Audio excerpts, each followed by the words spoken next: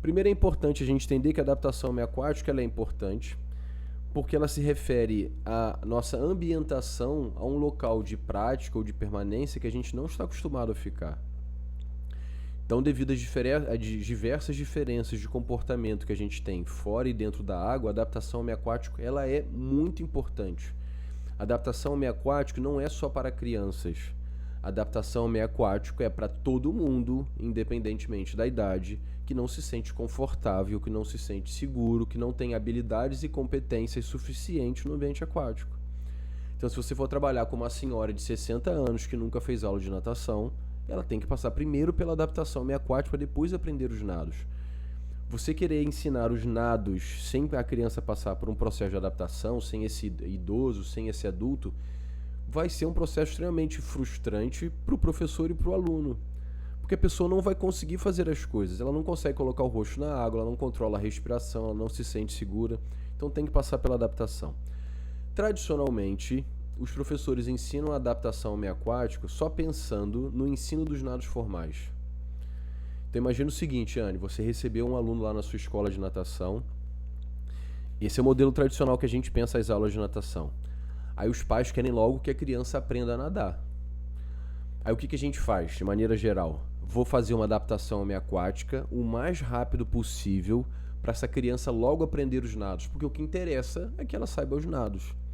Então, às vezes, o professor faz uma adaptação homeoaquática simples de, sei lá, 2 semanas, 3 semanas, 4 semanas, já quer logo ensinar pernada de crawl, braçada de crawl, como se o estar na água se limitasse só aos movimentos dos nados competitivos.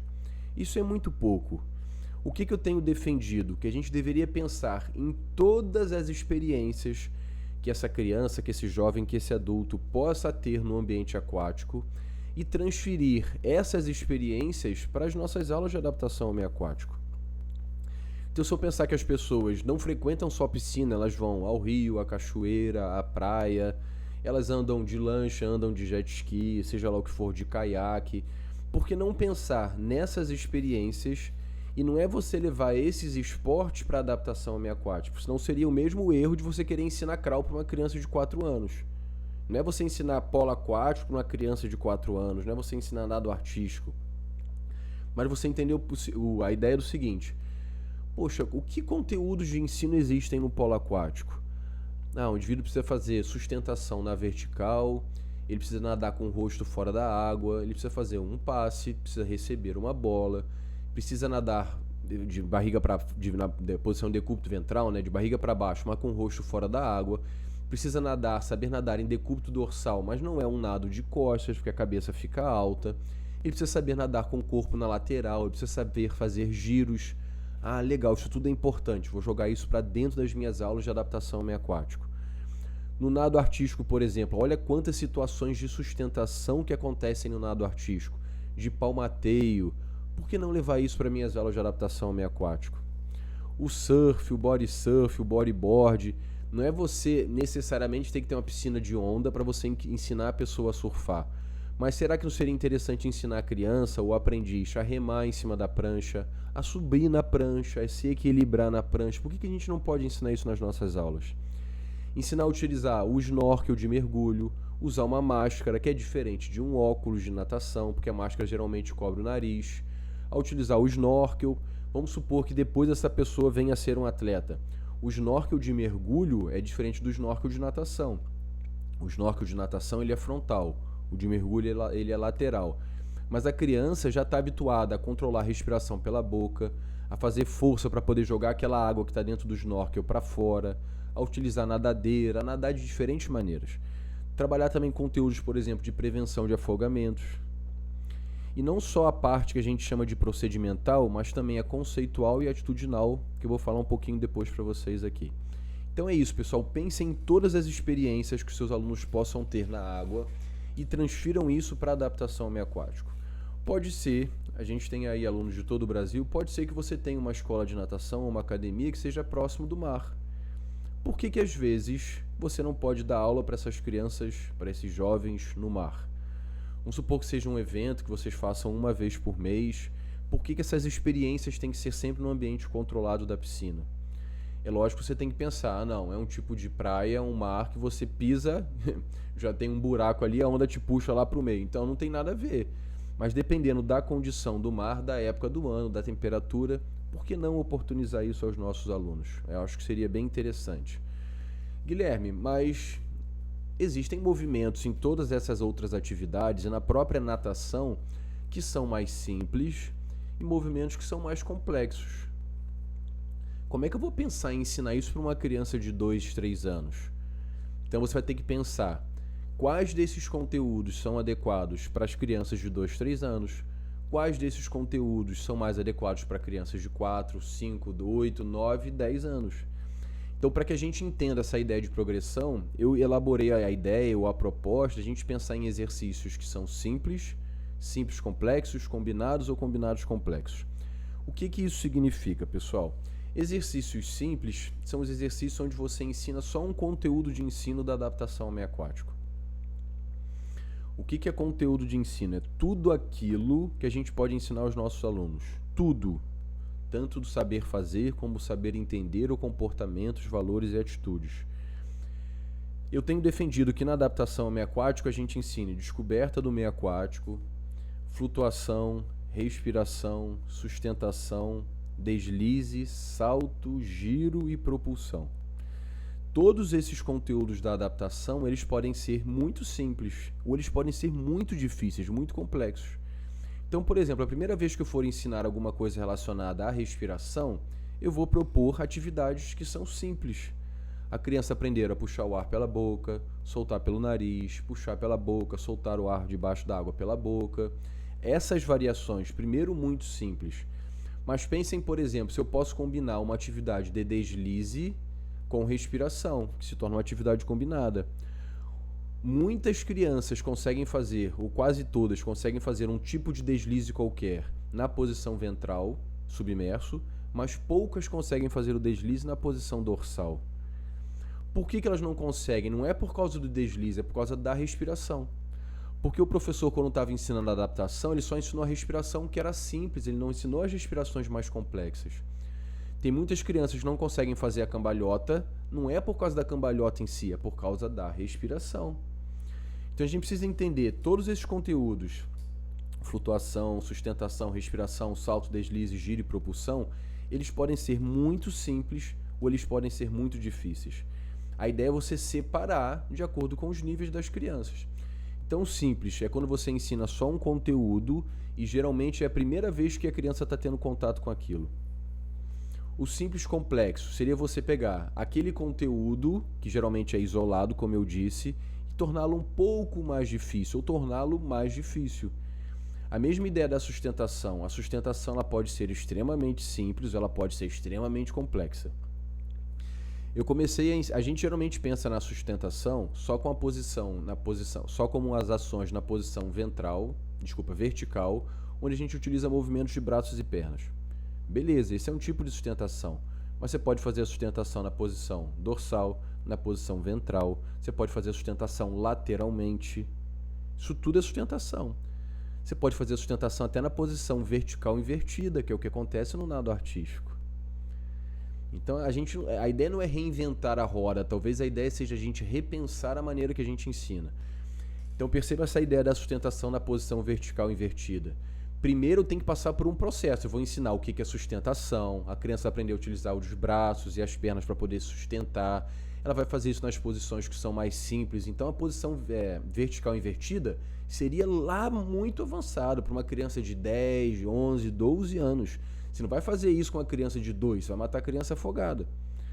Legal, o que é o combinado? É quando você começa a combinar esses conteúdos. Como eu disse, tem sustentação e respiração numa mesma atividade, sustentação, respiração e giro, né, de maneira que aconteçam ao mesmo tempo ou de maneira sequencial. Então você começa a combinar esses conteúdos. Por quê, pessoal? Porque no mundo real, o que interessa é a combinação das habilidades, não é a habilidade isolada. Como é que você se previne de uma situação de afogamento, por exemplo? É se você sabe se sustentar, se você sabe flutuar, se você sabe fazer algum tipo de propulsão. É isso que vai te libertar ou vai te prevenir de uma situação de risco de afogamento. Não é você só respirar, só fazer propulsão. Ah, não, tio, só sei fazer propulsão. Se eu tiver que parar no meio da piscina e me sustentar, eu morro afogada. Não dá. Isso não é processo de ensino. E o combinado complexo é quando você continua combinando esses conteúdos, mas agora você passa a exigir um pouquinho mais da parte física. Por exemplo, fazer sustentação por 10 segundos é uma coisa, fazer sustentação por 30 minutos é outra completamente diferente. Então olha como é que ficou mais complexa. Como é que a gente pode fazer isso, Fran? Um exemplo bem simples. A gente pode pegar as crianças, eu já fiz isso nas minhas aulas de natação. A gente vai contar uma história, por exemplo, como se elas estivessem num barco. Pode ser um barco pirata, um navio pirata, alguma coisa assim. E esse barco afundou, ele foi atacado e ele afundou. Então, inicialmente, as crianças estavam no macarrão, como se fosse um cavalinho. Então, elas estavam no barco. E o barco foi bombardeado, esse navio foi bombardeado e ele afundou. Então, as crianças têm que tirar o macarrão e têm que se manter sustentando. É lógico que a primeira vez, no meu caso, quando eu fiz isso, eu não comecei com 30 minutos.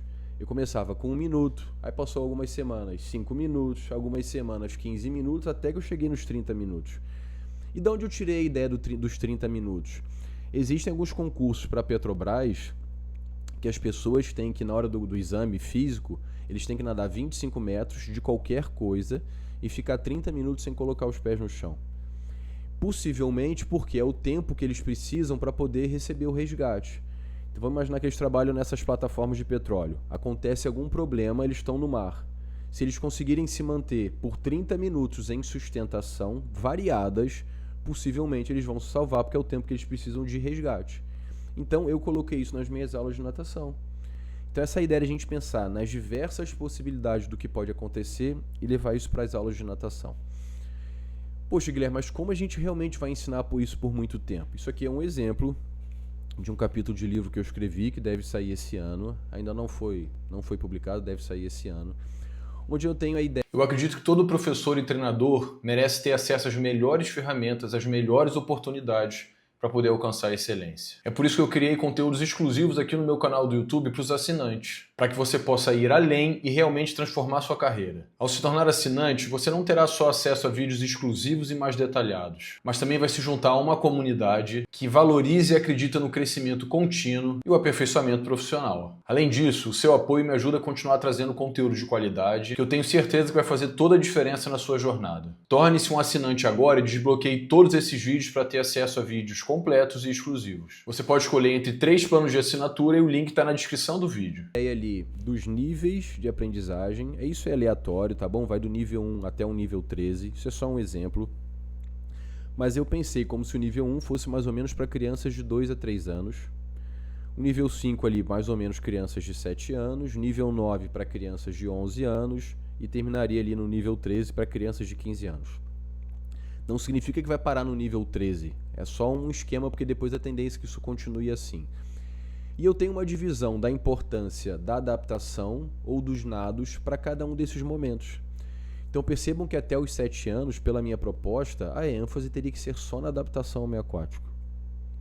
Caramba, Guilherme, mas como é que eu vou fazer? Não vou ensinar nada dos nados? Tem tanta coisa para a gente se ensinar de adaptação, pessoal, que não vai ser necessário ensinar os nados. E se a gente estiver, mais uma vez, como eu disse, pensando em prevenção de afogamentos, são as habilidades e competências da adaptação ao meio aquático que vão ajudar essa criança a não se afogar. Não é saber nadar, crawl, costa, peito, borboleta. Imagina a criança, exemplo que eu sempre dou, né? A criança tá brincando, tá andando, tá na praia, andando daquele banana boat, ou tá andando de jet ski, acontece alguma coisa. A criança tá longe da areia. Ela vai fazer o quê? Ela vai nadar costas? 2.000 metros de costas? Vai nadar borboleta? Isso não faz sentido. Então, se ela souber usar o colete, se ela souber se equilibrar com o colete, nadar um cachorrinho com o colete, é isso que vai salvar a criança. Então, a gente precisa desenvolver essas habilidades. E eu trago essa ideia ali, que é o S, o SC, o C e o CC, da gente tornando as atividades mais complexas. Então, das crianças mais ou menos do nível 1 até o nível 3, a gente vai principalmente oferecer atividades que são simples e as simples complexas, que é o que eu acabei de mostrar para vocês. Para crianças ali, ou para aprendizes do nível 3 até mais ou menos o nível 7, nível 8, a gente vai ter atividades complexas, combinadas, e depois atividades combinadas complexas. Então, mesmo depois que a gente começa a ensinar os nados, que seria ali por volta dos 7 anos de idade nessa proposta, a gente consegue, ou a gente deveria continuar com os conteúdos de adaptação. Mas não aqueles conteúdos simples. Faz 10 bolinhas, põe a mão no chão, põe o bumbum no chão. Isso aí já passou, isso é simples. A gente pode oportunizar atividades mais complexas. E isso pode ficar a vida toda.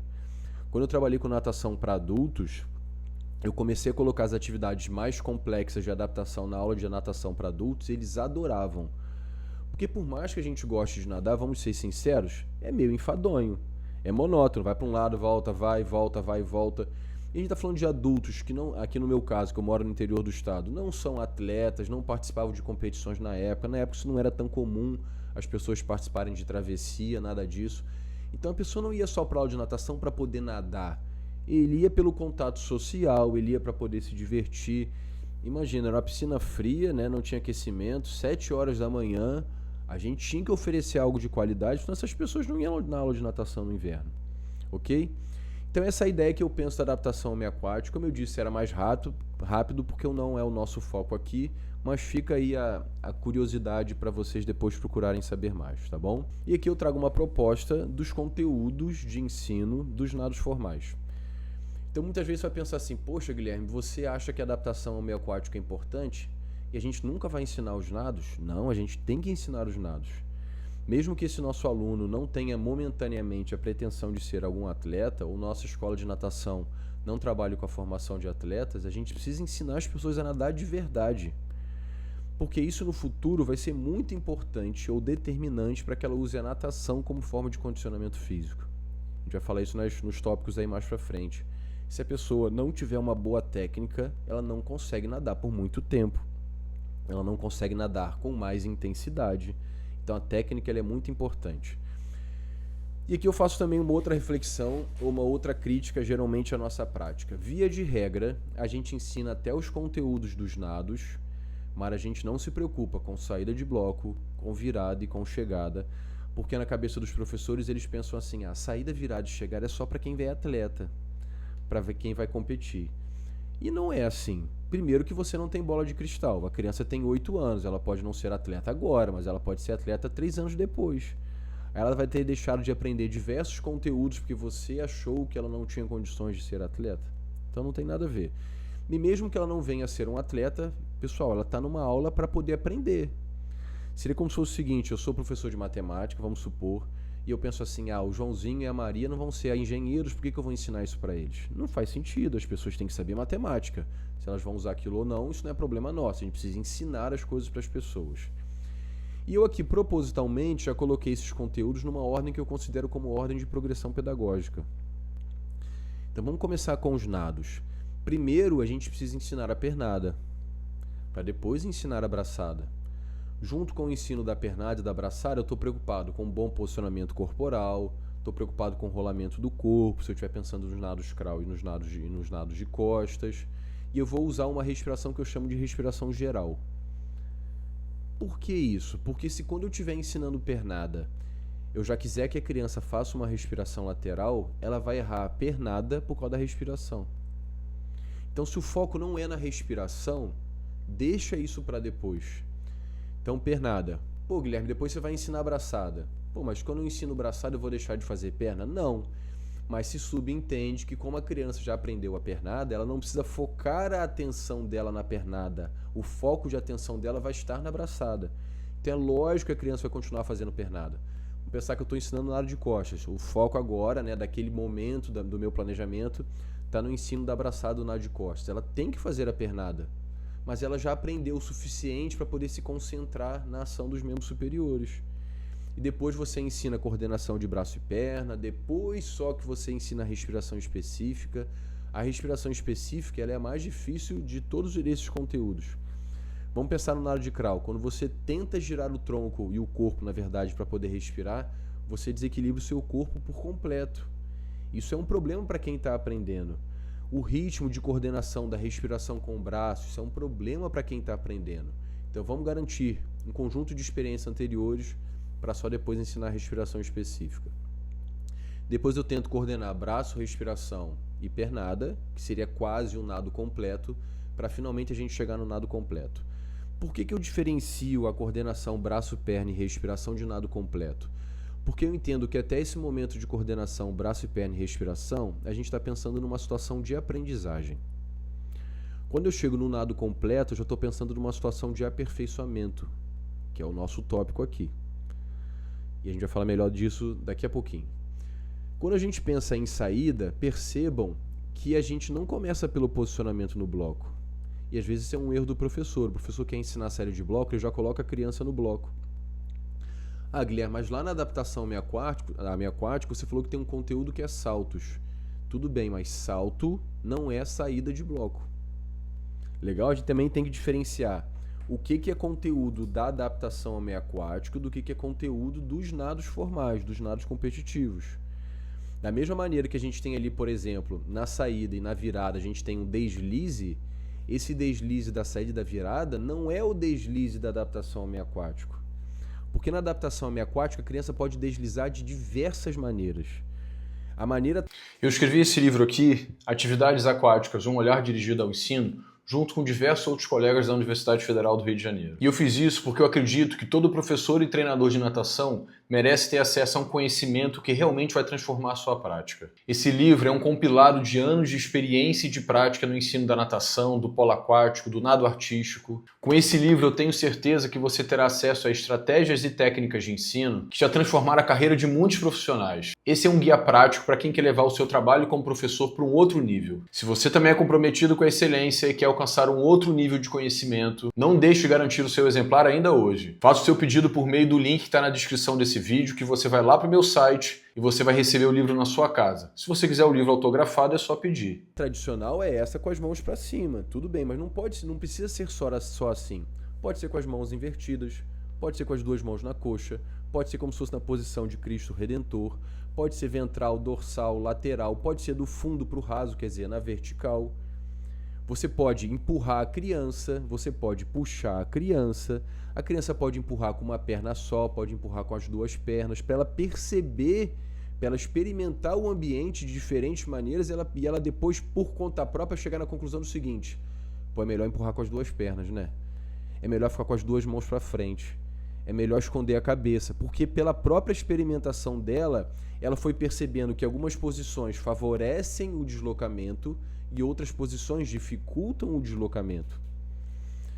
Vamos pensar num outro exemplo do salto. De maneira geral, para os nados, a gente entende que a gente deveria saltar e alcançar a maior distância possível nesse deslize, nesse salto, né? Então a posição corporal ela é muito importante para você diminuir a resistência com a água e você alcançar mais distância. Mas vamos pensar numa situação de você tem que talvez entrar na água para poder salvar uma pessoa que está se afogando. E você está pulando num rio onde a água ela é turva, a água é escura, você não sabe o que tem no fundo. Se você pula como se fosse nadar, pode ser que você bata numa pedra, que você bata num banco de areia, que você passe da pessoa e você não sabe onde é que a pessoa está. Então a barrigada, que muitas vezes a gente brinca com as crianças, para uma situação de prevenção ou de salvamento, ela é a mais interessante, que você salta raso, salta com a cabeça para cima. Então a gente tem que pensar a adaptação não pensando nos nados, mas pensando em todas as experiências que as crianças podem ter na água. Então percebam aí que a parte de saída, isso é uma sugestão minha, uma construção própria, eu nunca li isso em livro nenhum, é que a gente começa ensinando como se entra na água. Depois eu vou ensinar o deslize, depois eu ensino a ondulação em Filipina. Poxa, Guilherme, mas a saída e a criança nem subiu no bloco ainda. Sim, meu amigo, você tem que pensar no final do processo. Deixa eu abrir um parênteses aqui.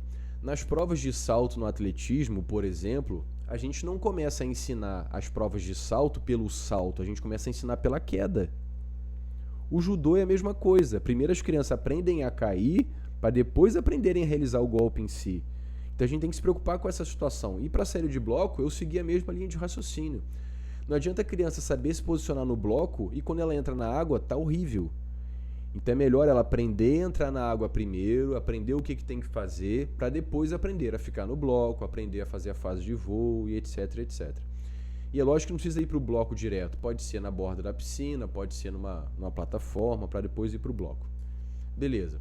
A mesma coisa lá na virada. Percebam que eu não começo nadando na direção da borda. Primeiro a pessoa tem que aprender a fazer o giro.